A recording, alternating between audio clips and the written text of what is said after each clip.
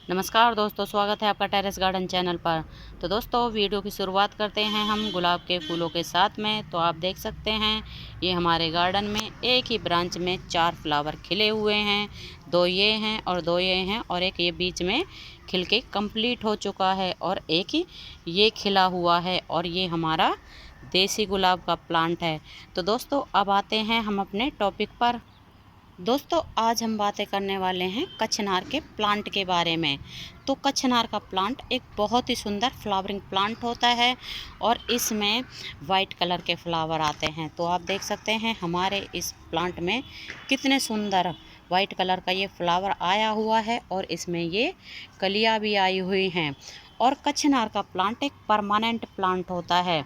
इस प्लांट को हमें या तो अगर आपके पास ज़मीन है, मतलब कच्ची जगह है, क्यारी है, तो आप उसमें लगाएं। अगर नहीं है तो फिर इसको आप गमले में लगा सकते हैं, लेकिन बड़े गमले में लगाएं, जैसे 14 इंच से बड़े गमले में, क्योंकि ये एक परमानेंट प्लांट होता है।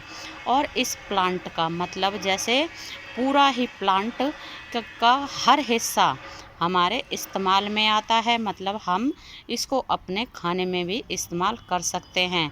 जैसे कि हम इसकी फलियों की और इसकी फूलों की सब्जी बना सकते हैं और अचार बना सकते हैं। और इस प्लांट के जो ये इसका छिलका है, ये अगर कहीं चोट लग जाती है या फोड़ा फुंसी हो जाते हैं तो उसमें इस प्लांट की छाल काम आती है।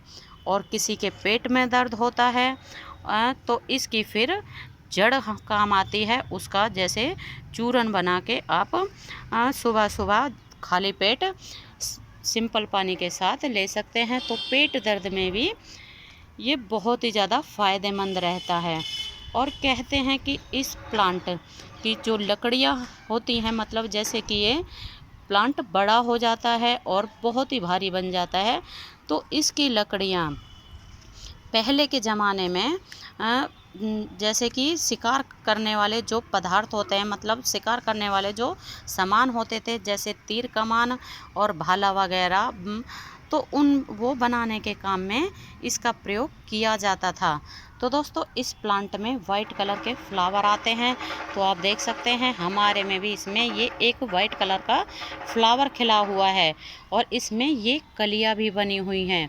तो क्या होता है, पहले जैसे ये कलियां बनती है और फिर साइड से ये कली खुलती है और फिर उसके बाद में इसमें ये वाइट कलर का फ्लावर निकलता है। तो आप देख सकते हैं ये पीछे की तरफ ये कली खिली हुई है और ये साइड से ही खिलती है।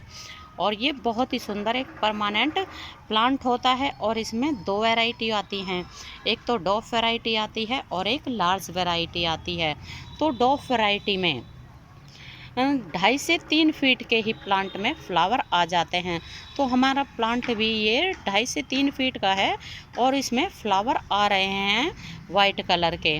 और जो लार्ज वैरायटी होती है उसमें 7-8 फीट का प्लांट हो जाता है और उसके बाद ही इसमें फ्लावर आते हैं।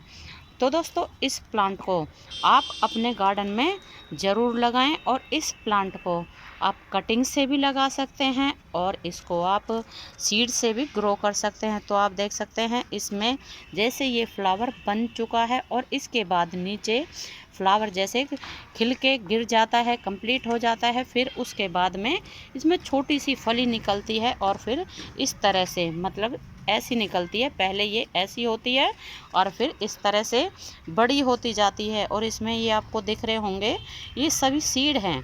तो इस प्लांट को आप सीड से भी आसानी से ग्रो कर सकते हैं और जैसे कि आपको बताया है ये प्लांट कटिंग से भी आसानी से ग्रो हो जाता है मॉनसून के महीने में। तो इस प्लांट को आप अपने गार्डन में ज़रूर लगा सकते हैं और ये बहुत ही सुंदर एक परमानेंट प्लांट होता है। और दोस्तों, अगर इसके सॉइल मीडिया की बात करें तो इसको लगाना है वेल ड्रेन सॉइल में। जैसे कि एक हिस्सा गार्डन सॉइल, एक हिस्सा रेत, एक हिस्सा कंपोस्ट या वर्मी कंपोस्ट, या फिर आप गोबर की सड़ी हुई खाद भी ले सकते हैं। तो इस मीडिया में ये बहुत ही बढ़िया चलता है। और अगर इसके पानी की बात करें तो पानी हमें इसमें तभी डालना है जब मिट्टी की ऊपर की लेयर सूख जाए। तो इस प्लांट में ओवर वाटरिंग बिल्कुल भी नहीं करनी है। और ये प्लांट हमारा परमानेंट प्लांट होता है। एक बार लगाने के बाद कई सालों तक हमारे गार्डन में ये प्लांट बना ही रहता है। और इस प्लांट को आप ऐसी जगह रखें, जैसे समर सीजन में आप इसको ऐसी जगह रखें जहां इसके ऊपर सुबह सुबह की 1 से 1.5 घंटे की धूप आए, या फिर जाती हुई उसके ऊपर धूप आए 1-1.5 घंटे की। तो समर सीजन में इसको बिल्कुल सनलाइट में नहीं रखना है, क्योंकि अगर छोटा प्लांट होता है और गमले में लगा हुआ होता है तो गर्मी के कारण समर सीजन में हमारा प्लांट ख़राब हो जाता है। और अगर जैसे बड़ा प्लांट है और वो ज़मीन में लगा हुआ है, तो फिर अगर वो धूप में लगा है तो भी फिर वो जल जाता है। तो दोस्तों, अगर इस प्लांट को आप नर्सरी से लाते हो तो ये प्लांट 60 से 70 रुपये में आसानी से मिल जाता है। और हम भी जब इसको नर्सरी से लेके आए थे तो इसमें किसी भी तरह का कोई भी फ्लावर नहीं खिला हुआ था।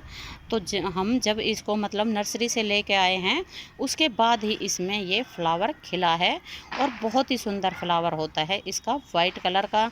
तो जैसे कि अभी आपको बताया है, इसका मतलब प्लांट का पूरा हिस्सा ही हम खा सकते हैं। जैसे इसकी फलियों की सब्जी अचार बना सकते हैं, और फूल का भी बना सकते हैं, और पत्ते भी इसके हम खाने में इस्तेमाल कर सकते हैं, क्योंकि पत्ते भी किसी न किसी जैसे पेट दर्द में, खांसी में या सर्दी में इसके बहुत ही काम आते हैं।